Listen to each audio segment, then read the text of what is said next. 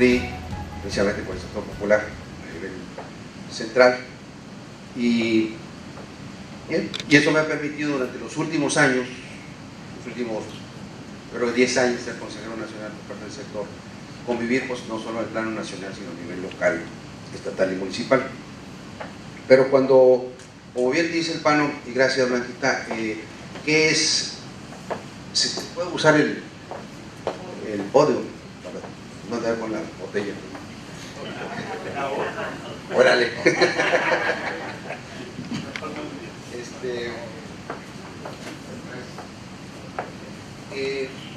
Sobre todo a la luz de lo que ha venido pasando en nuestro país en los últimos tiempos, y como veo que ustedes están dándole conferencias sobre la historia de México, historia de Sonora y todos los temas que se comentaron, pues me motiva a hablarles un poco de la historia en materia económica, sobre todo.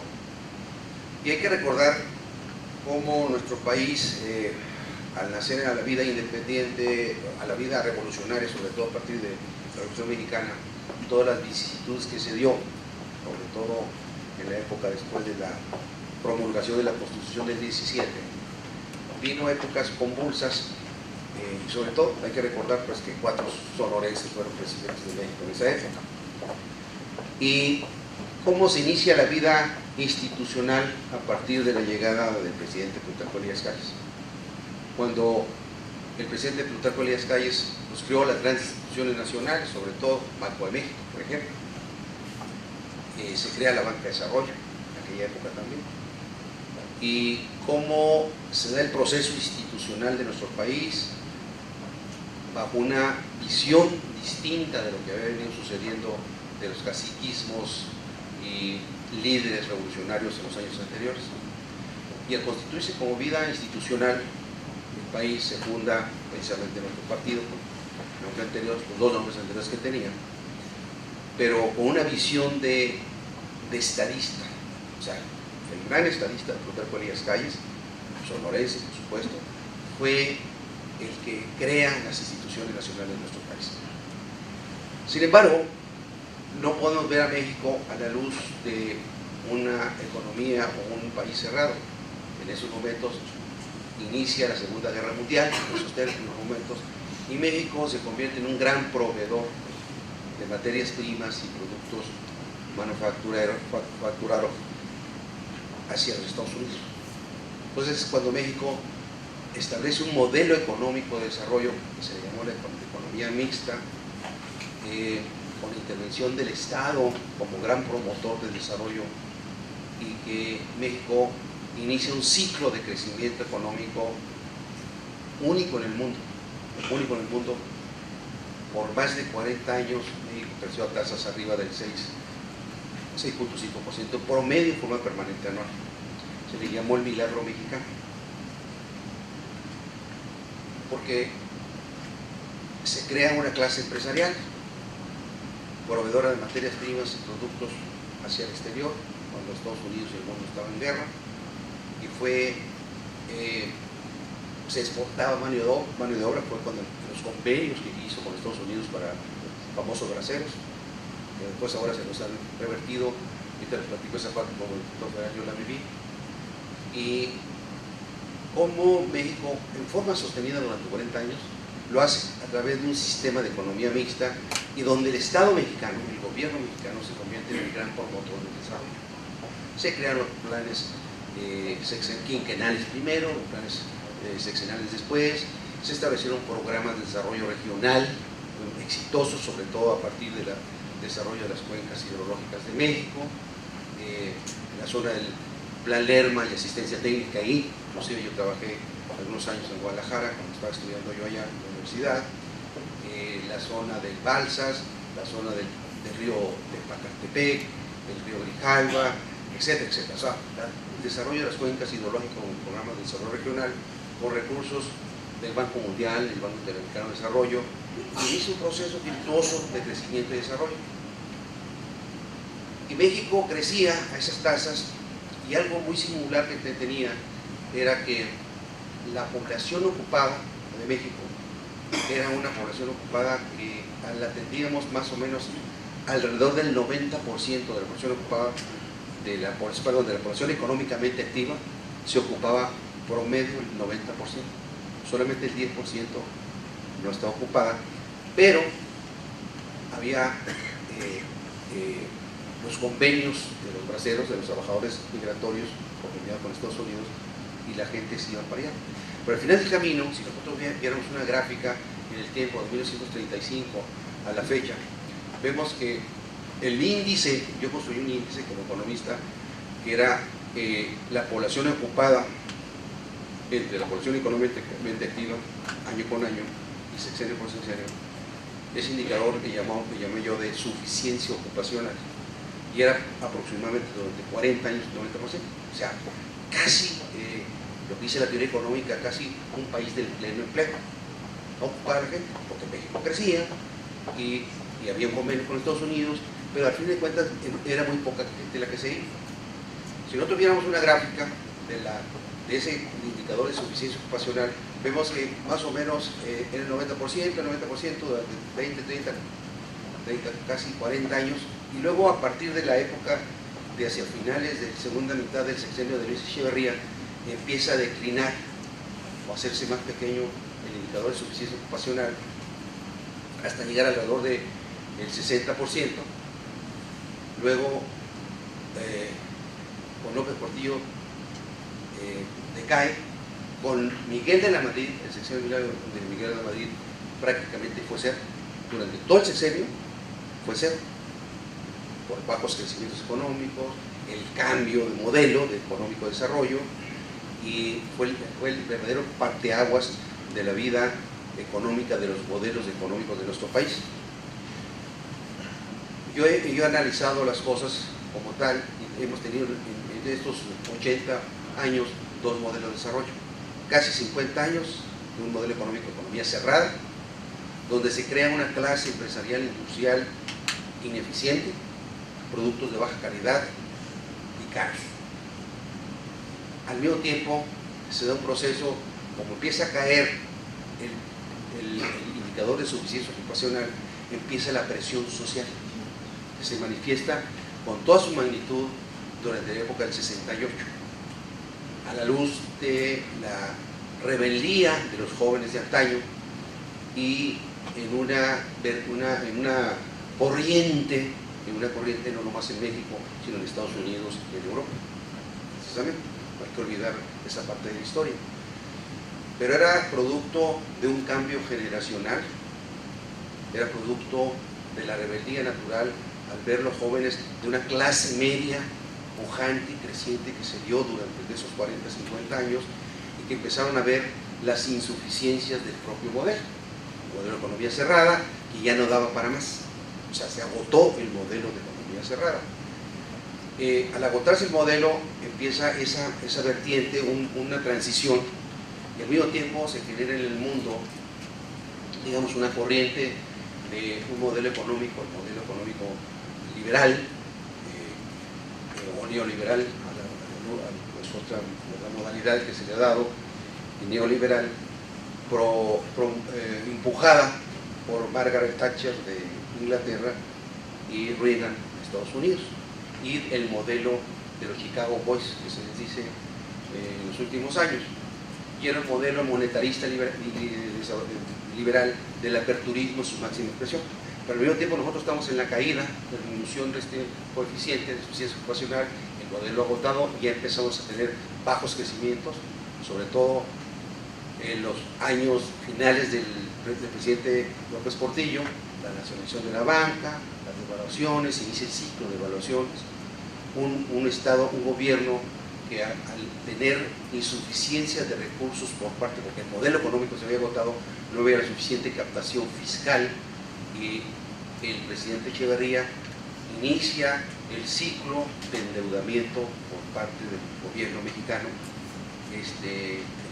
usando las finanzas públicas como un instrumento de gasto público para incentivar el crecimiento económico, pero al mismo tiempo se prostituye, por usar permítame usar esa expresión, el gasto público desbocado, la creación de muchos organismos, la creación de más de 1.500 empresas paraestatales, o sea, se desborda eso. Y viene la época de la nacionalización bancaria, de la crisis, 82, y sobre todo del sexenio del presidente Lamadrid, donde pues ahora sí que le tocó bailar con la más fea, es decir, un país endeudado, al grado tal de que la relación de deuda con respecto al Producto Interno Bruto era de alrededor del 18%, y ahorita nos estamos peleando por 1.25, 1.5, etc. ¿no? Son magnitudes, hay que entenderlas. El 18% del PIB pues era una cantidad brutal de deuda en términos de indicadores, y el periodo del presidente de la Madrid fue muy duro porque viene la primera gran caída del precio del petróleo, viene los terremotos del 85 y empieza a virar el modelo de desarrollo económico siendo secretario de Programación y Presupuesto Carlos Salinas de Gortari, y la lucha por el cambio de modelo entre la corriente de economistas y administradores públicos que no querían cambiar el modelo anterior, y una corriente de jóvenes economistas que habían estudiado en universidades extranjeras, que vienen a importar el modelo y ya estaba pujante en el mundo, sobre todo en Estados Unidos y en Inglaterra. Esa lucha se dio en 1982 en Guadalajara. Yo soy presidente del Colegio Nacional de Economistas y ahorita de la Federación de Colegios de Economistas, y cada 2 años el Colegio Nacional de Economistas hacemos un congreso, y el congreso, siendo presidente del colegio Manuel Aguilera, se hace un gran debate en Guadalajara, en el congreso de economistas, y había dos corrientes, la corriente renovadora y la corriente, digamos, conservadora del modelo anterior. Las gentes como Carlos Tello, como algunos economistas de la UNAM, se enfrentan con los jóvenes economistas que venían de estudiar de Estados Unidos, sobre todo Carlos Salinas de Gortari, que fue el gran pivote, y ahí hay una enorme discusión, y como yo digo, pues ¿quién ganó? Pues ya sabemos quién ganó, el debate en el Colegio Nacional, en 82, y entonces se instaura, a partir de 85, el nuevo modelo, a partir de 86 literalmente, ante la crisis que tenía el gobierno del presidente de la Madrid, instaura el inicio del nuevo modelo económico. En 86, cuando México entra al GATT, el mercado de libre comercio internacional, todavía no se formaba la OMC, entra el GATT se transforma en la OMC después, y empieza el modelo aperturista liberal o del liberalismo económico a partir del 85-86, siendo Salinas el secretario de Programación y Presupuesto.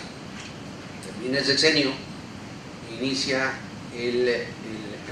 durante 82 se había estatizado la banca privada, entonces se complica todo, ¿no? Se complica con ese tipo de cosas, la nacionalización de la banca, la estatización, empieza a reducirse el aparato gubernamental en términos de empresas paraestatales, viene después la privatización de las empresas paraestatales, viene de nueva cuenta, pues ya con Salinas de Gortari, la devolución del sector privado de la banca nacional, la privatización de nueva cuenta, la eliminación, pues insisto, de muchos fondos y fideicomisos y empresas paraestatales, de 1.500 que había, pues ahorita tenemos muy pocas realmente, y se hace un viraje muy grande.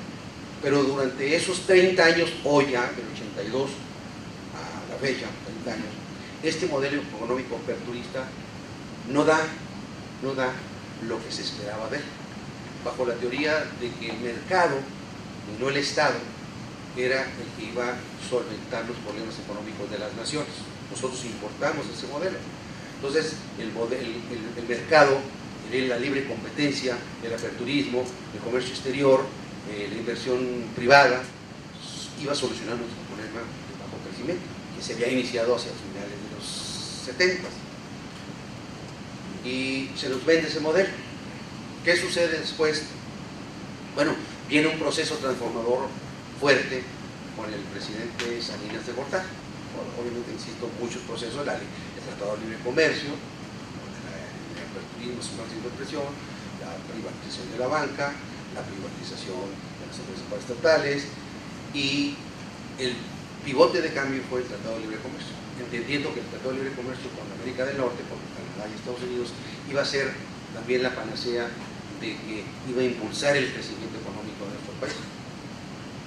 Y efectivamente se liberaliza, y cuando nosotros en aquella época, antes del tratado, el petróleo representaba el 90%, 80 y tantos por ciento de nuestro comercio exterior, hoy por hoy el petróleo representa el 8% de nuestro comercio exterior. Se voltea, empezamos a exportar grandes cantidades de productos, liberalismo, hacemos tratados comerciales, tenemos acuerdos comerciales con más de 50 países, 12 o 14 tratados de acuerdos comerciales, somos uno de los países del mundo más abiertos, pero el hecho de que estemos tan abiertos no significa que seamos competitivos, tenemos un gran problema en ese sentido. Y entonces el modelo, en mi opinión personal, y yo lo he venido diciendo como presidente del Colegio Nacional de Economistas, también fracasa. O sea, un modelo, aquel que se agotó por sus propias circunstancias, pero crecimos a tasas del 6.5%, y un modelo donde no generamos el crecimiento económico suficiente en un mundo convulso, porque al final de cuentas el mundo estamos en el ciclo del bajo crecimiento. Hubo ciclos de alto crecimiento, hoy estamos en los ciclos de bajo crecimiento en todo el mundo. China durante 30 años creció a tasas sostenidas del 10%, hoy China, que es un monstruo, crece solamente a tasas del 6.2%, solamente, ojalá, no otro crecimiento así, pero se va a convertir en un motor de la economía mundial y ya va a superar en 3-4 años el PIB, va a superar a Estados Unidos. Eso significa que al modificarse todo eso y nosotros insertos en el entorno internacional, seguimos la tendencia del crecimiento, de los bajos crecimientos del mundo, o sea, los privativos de nuestro país. Entonces, concluyendo así rápidamente, tenemos un modelo económico exitoso que se agotó y un modelo económico que inició en la época de los mediados de los 80, que sigue vigente, y que ese modelo también se agotó, mi concepto, porque al final del camino un país que no satisface los requerimientos de su población, los satisfactores de su población en términos de calidad de vida, de empleo, de ingresos, pues también es un fracaso. Entonces yo he venido diciendo durante mucho tiempo como economista y como catedrático que son dos modelos que tuvieron su valor, pero que hoy también este segundo está agotado. Y el mundo está en el debate actual de qué camino seguir. Europa, Estados Unidos y todo lo que ha pasado en los últimos años. Europa está en un momento donde tienen tasas de muy bajo crecimiento o tasas negativas. Estados Unidos, evidentemente, a partir de la crisis del 2008, con la crisis del subprime, del mercado inmobiliario de Estados Unidos, que fue crisis financiera ya, que se convirtió en una crisis económica en el 2009 para nosotros. Todo eso hay que entenderlo y analizarlo. ¿Y qué sucede durante estos 30 años? Vivimos en épocas difíciles de cambio, pocos. En estos 30 años, el gran transformador había sido el presidente Salinas de Gortari, el gran transformador. Sin embargo, se quedó corto, no le alcanzó el tiempo, inclusive los 6 años, como consecuencia del entorno político. Después vienen 12 años de oscurantismo, con el presidente Fox y el presidente Calderón, donde ahora sí que ni para atrás ni para adelante. Y llega el presidente Peña Nieto con un espíritu reformador y transformador de nuestro país, una visión de mediano y largo plazo que hay que entender. O sea, no tenía una varita mágica. Yo como diputado federal viví toda esa época, porque si ustedes recuerdan, los procesos de transformación en el Congreso estuvieron detenidos. Totalmente, no había forma. El presidente Fox y el presidente Calderón nos acusaban a nosotros los priistas, que éramos la oposición, de que no le estábamos aprobando sus reformas. Sin embargo, mediáticamente, pues ¿cuáles reformas? De hecho, no las mandaban. Si ahora la reforma energética, la última reforma energética la mandó Zedillo, los panistas se la bloquearon. Entonces, mediáticamente, son muy buenos, hay que reconocer, muy buenos mediáticamente los panistas, siempre nos estuvieron acusando de que nosotros no le aprobamos las reformas estructurales que ellos planteaban. Sin embargo, nunca mandaban iniciativas. Pensaban mandar el manejo mediático. Entonces, fueron años de estancamiento en el cambio y en la evolución de las reformas que requería nuestro país. El presidente Peña Nieto llega yo digo, con una enorme audacia, con una enorme valentía, bajo las nuevas circunstancias de nuestro país, de forma democrática, la composición del Congreso, de la Cámara de Diputados, de la Cámara de Senadores, se tenían que dar las condiciones. O sea, tenemos a un líder de la Cámara de Diputados, Amalio Beltrones, con una gran capacidad de negociación que era ideal para ese momento. Tenemos a un Emilio Gamboa, más complejo también, con la composición propia de la Cámara de Senadores, también con gran capacidad de negociación. Tienes un presidente de la República con una visión de cambio transformadora, con su capital político de un triunfo electoral, como se dio, un pacto que se dio el día 2 de diciembre con las diversas fuerzas políticas, también como un esquema novedoso del momento, para poder lograr ante los ojos de México y del mundo, pues crear las condiciones para poder cambiar a México, a pesar de los problemas que tenía internamente el PRD internos y el PAN, evidentemente, que ya lo hemos visto, en las luchas internas intestinas de parte de ellos, que todavía se acaban de dar, inclusive. Se tuvo que crear las condiciones para lograrlo. Entonces el presidente Peña Nieto tiene varias transformaciones, 11 reformas estructurales que se dieron durante el año pasado, 2013. O sea, nunca nos hubiéramos imaginado nosotros que en solamente un año se dieran 11 reformas de fondo, 11 reformas constitucionales inclusive. Porque modificar la Constitución, como ustedes saben, se requiere las 2/3 partes. Tenía que haber pacto, tenía que haber operadores en la Cámara de Diputados, en la Cámara de Senadores y digamos un convencimiento y un proceso mediático interesante en ese sentido. Se inició con la reforma laboral, precisamente, con todas las implicaciones de la reforma laboral que tiene, sobre todo para la flexibilización del trabajo y la productividad. Se siguió con la reforma educativa, necesariamente importantísimo, sobre todo a la luz de la evaluación y el desempeño no solo del magisterio, sino de los educandos. Tercero, se siguió la reforma en telecomunicaciones, importantísima como una reforma importante económica, pero sobre todo para liberar las fuerzas y la inversión y evitar los monopolios, y de reducir y evitar los monopolios en el tema de telecomunicaciones, como parte importante de una reforma económica.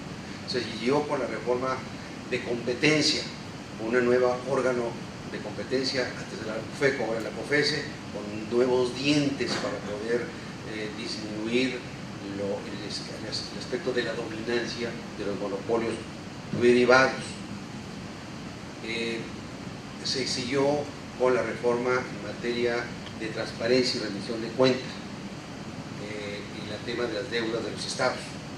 Se siguió con la reforma de la ley de contabilidad para poder visualizar un nuevo esquema de medición del sistema de financiamiento del gobierno, con lo que se llama el déficit estructurado, es decir, déficit en la época de vacas flacas y superávit en la época de vacas gordas. ¿Por qué? Porque teníamos una ley de presupuesto con el gasto público federal que inhibía por decreto, por ley, el uso del instrumento del déficit público como un instrumento para la época de las vacas flacas. Entonces se modificó esa parte. Se hizo la ley, la reforma financiera con todas las implicaciones que existían, complicadísimo. Y hay que entender esta parte también. Cuando yo era diputado, en la anterior legislatura, en la lucha política interna con el PAN y con el PRD, muchos de nosotros abogábamos, junto con el PRD, de una reforma fiscal de fondo.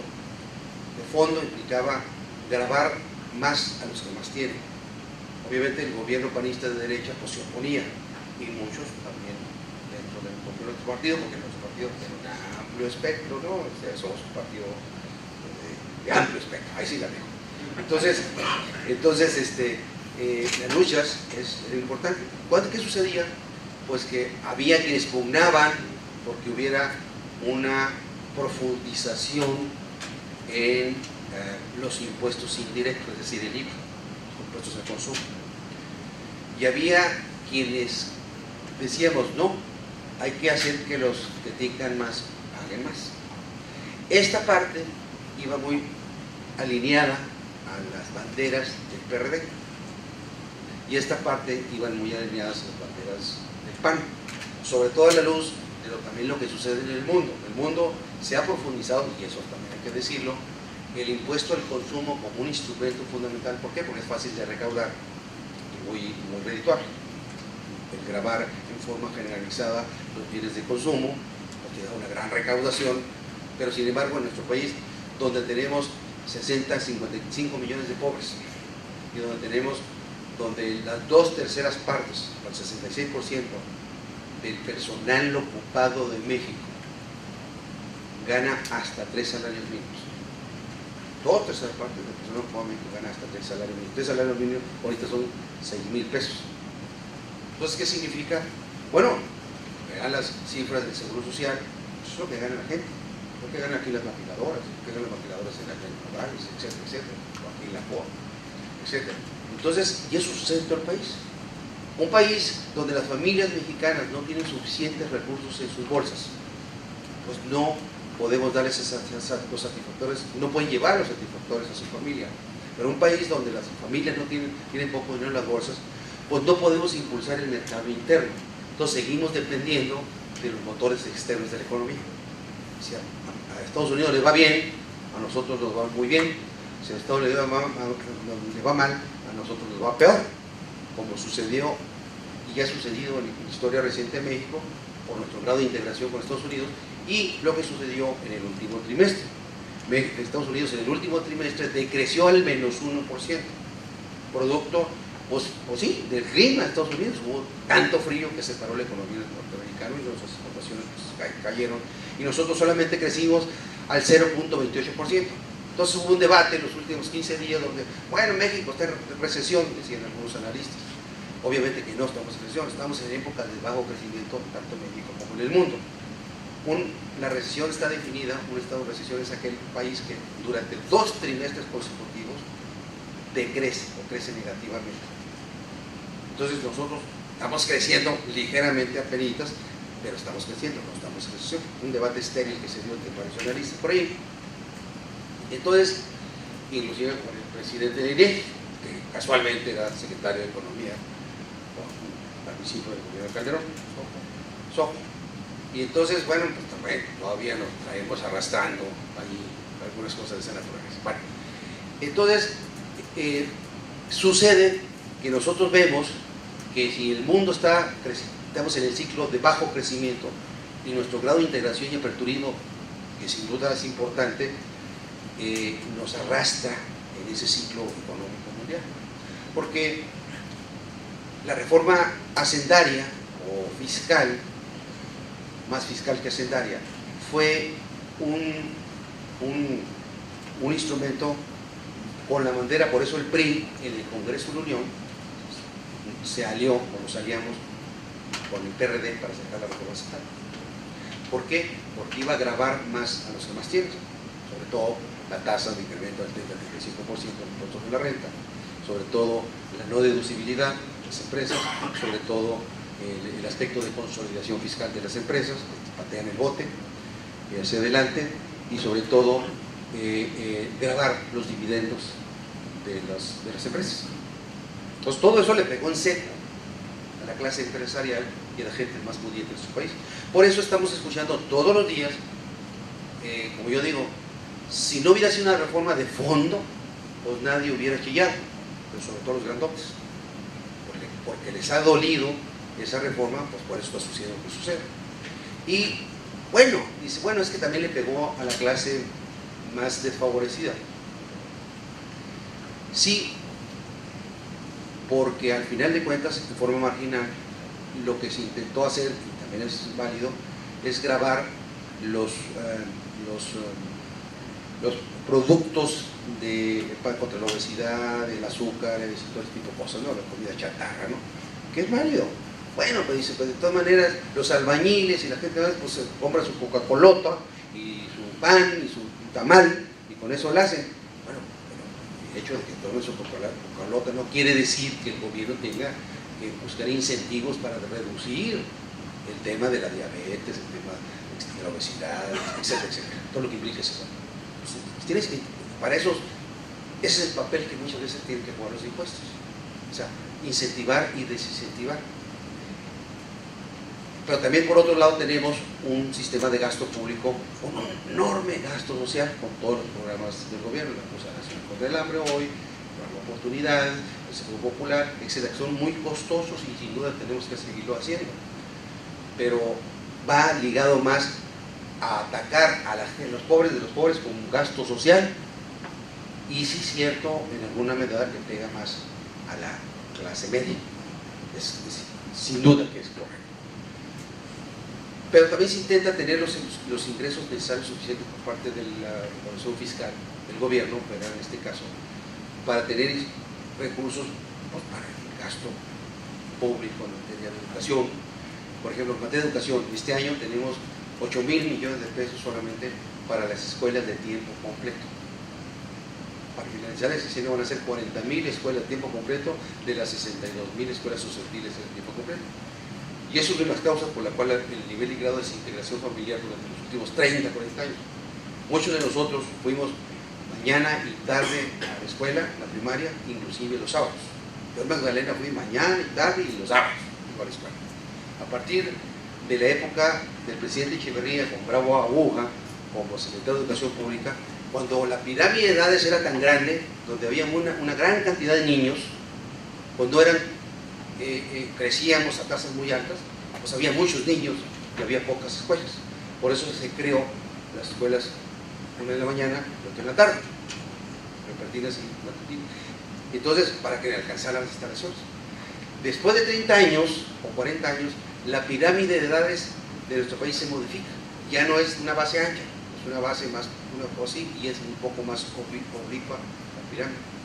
Quiere decir que hay más jóvenes y menos niños. O sea, la evolución en 40 años.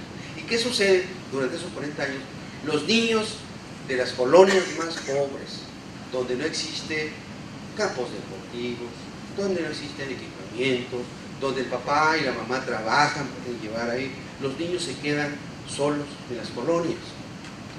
Y durante tantos años se quedaron los niños solos en las colonias, cuando más con la abuelita o con el hermanito mayor, o literalmente solos, porque los papás salieron a trabajar, en un cambio también importante donde la mujer empezó a trabajar. Esa evolución de nuestro país en los últimos 40 años, ¿qué hizo? Pues el grado de desintegración familiar. Al crearse los niños solos en las colonias, en todo el país, ¿qué generó? Delincuencia. Ese es uno de los grandes motivos de la delincuencia en nuestro país. Porque no supimos entender el fenómeno durante 40 años. Hoy ya se entendió. Yo como diputado federal, yo presenté la iniciativa de las escuelas de tiempo completo, que ya hoy es una realidad. Con la reforma educativa se creó ya por ley la Ley General de Educación, la escuela de tiempo completo. Y van a ser 40.000 escuelas este año, en el sexenio. Este año son 8.000 escuelas con 8.000 millones de pesos. Entonces, para eso se requiere recaudación fiscal para crear ese tipo de cosas. Lo mismo en materia de educación, mayor infraestructura, etcétera, etcétera. Y así cada uno, la Cruz Nacional contra el Hambre, los programas sociales, la infraestructura. Este año se están invirtiendo 1.5 veces más recursos en materia de carretera, infraestructura que en los últimos años. El gobierno requiere esos recursos bien gastados, de calidad, por supuesto, para el gasto público, para la satisfacción de la sociedad. Luego sí, pues por supuesto que implicó un sacrificio, le dije, sacrificio que era importante por parte de las clases más pudientes en términos fiscales. La clase más desfavorecida pues tiene el gasto social que lo apoya, y debo reconocer yo que fue un poquito más afectada la clase media. Pero son decisiones que se tienen que tomar. Luego tuvimos la ley electoral, en ese orden fue. Luego la ley, está ahorita en proceso de las leyes secundarias, y luego tuvimos, todos fueron cambios constitucionales, muchos de ellos. Y luego fue la ley de energética, el cambio constitucional de la energética, y al final la reforma financiera. La de telecomunicaciones fue la cuarta, en ese orden. Entonces me estoy yendo de enero a diciembre. Y la ley de la reforma financiera se promulgó el 11 de enero del presente año. A mí me afecta directamente porque yo soy director general de un banco de desarrollo. Para bien, Entonces, todas esas 11 leyes, reformas estructurales, reformas de fondo, reformas constitucionales, después siguen las reformas secundarias que ahorita están en el Congreso, ¿no? Sobre todo la de telecomunicaciones y la energética. Pero ojo, el parteaguas son varias cosas. La reforma en telecomunicaciones, la reforma de las leyes de competencia, la reforma hacendaria, la reforma energética y la reforma financiera, esas 5, son, digamos, el corazón de la reforma económica de nuestro país. Porque la reforma energética y la reforma de telecomunicaciones, ¿qué lo quiso? Atacar uno de los tabúes que tuvimos durante muchísimos años, que es eliminar los monopolios públicos.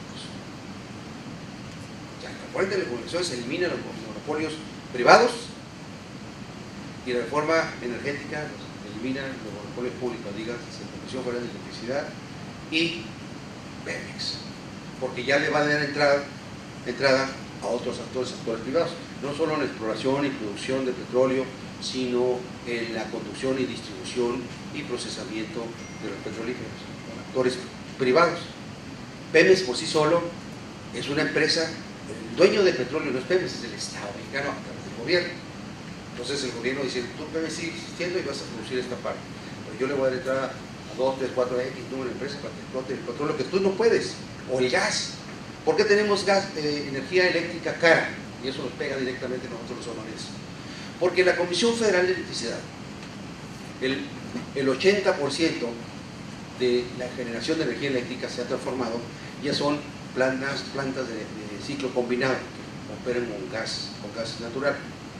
Pero Pemex, que es la única por monopolio, produce petróleo y gas, es la única que lo puede hacer, producirlo o importarlo. Importa gas licuado por los puertos de Manzanillo, Lázaro Cárdenas y Ensenada. Lo trae comprimido, luego lo licúa en las plantas, pero lo importa $16 el BTU, eso es una medida. $16 el BTU, en Estados Unidos, el gas natural de Estados Unidos vale $3.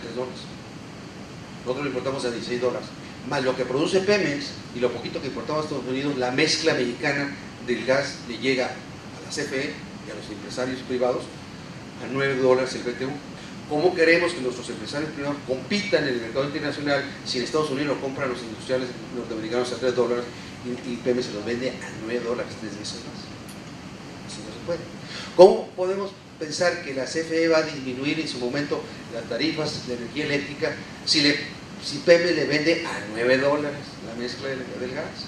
Y del 100% del gas que se importa y produce o que se consume en nuestro país, el 80% es de CFE y solamente el 20% del resto de la industria privada.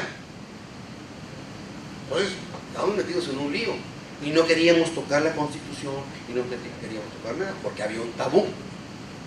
Estamos sentados en una enorme cantidad de yacimientos de gas natural, sobre todo en Tamaulipas, Coahuila, Veracruz. Pues sí, estamos bien allá abajo, no lo podemos explotar con lo que se llama el shale gas de lutitas. Entonces, ¿por qué no lo produce Pemex? Porque Pemex privilegia, como cualquier empresa, lo que es más rentable. ¿Qué es lo más rentable? Producir petróleo. Lo produce a $9 y lo vende a 100, rentabilísimo. Y producir gas, pues no está muchísimo menos rentable, entonces no lo produce. Entonces tenemos que dar la oportunidad a otros que vengan a producir gas y eso nos genera un círculo virtuoso, mayor dotación de energía para las empresas públicas y privadas de nuestro país y sobre todo mayor producción, mayor inversión y todo lo demás, el círculo virtuoso del crecimiento y del desarrollo. Eso es lo que sucedió.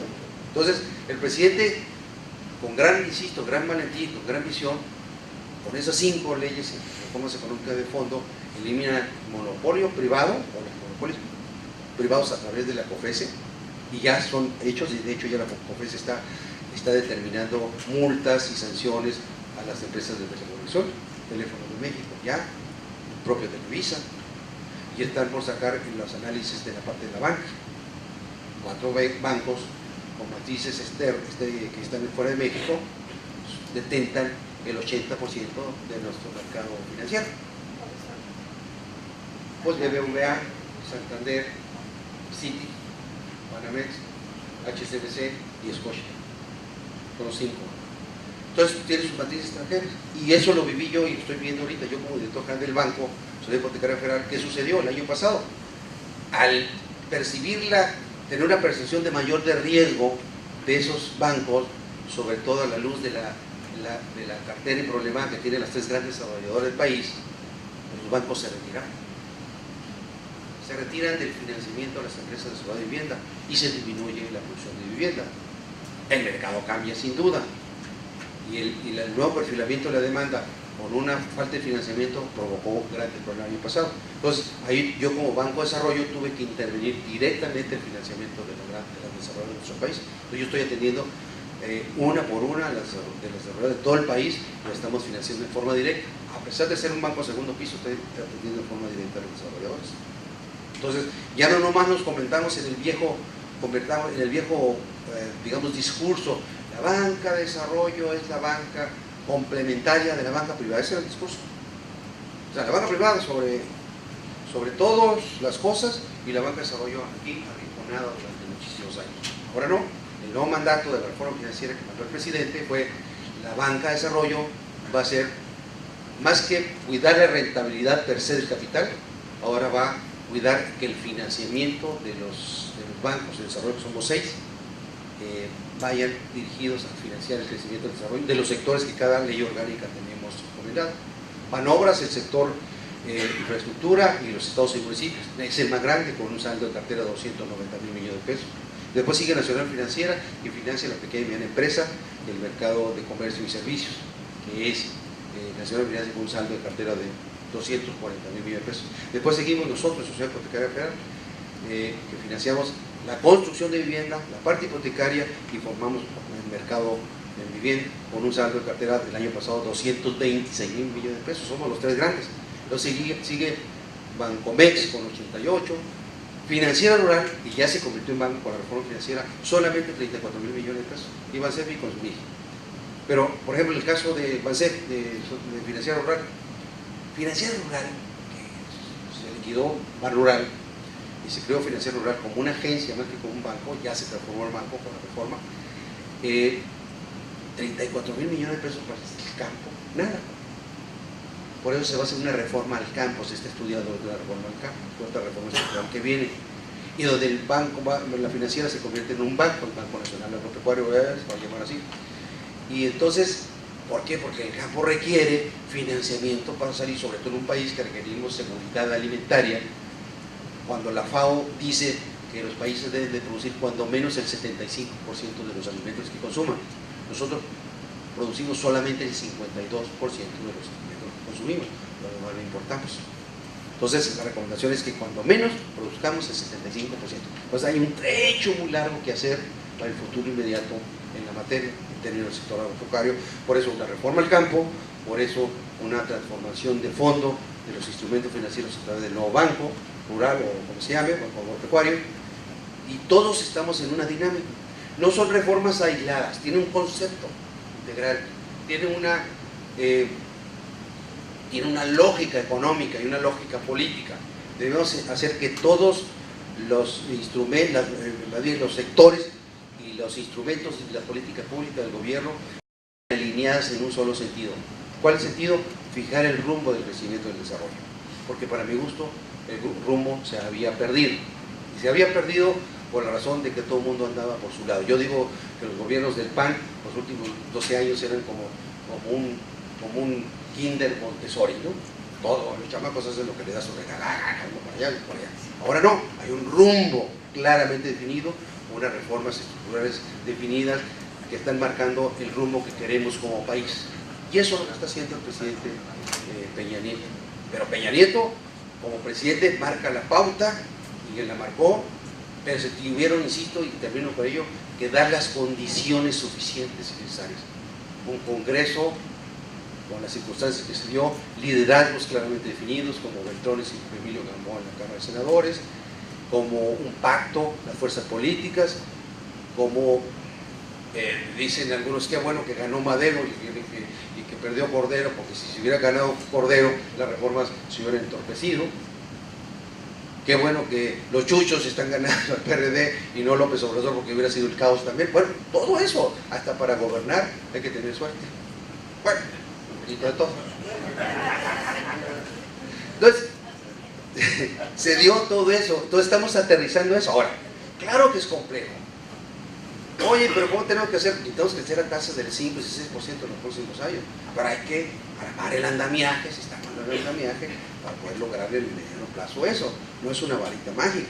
Tenías que hacerlo. Estuvimos detenidos y estancados, pasmados, como decimos aquí, durante muchísimos años. Yo lo viví como diputado. Yo sé, como diputado, me frustré mucho porque no podíamos caminar, porque no había interlocución con el gobierno panista.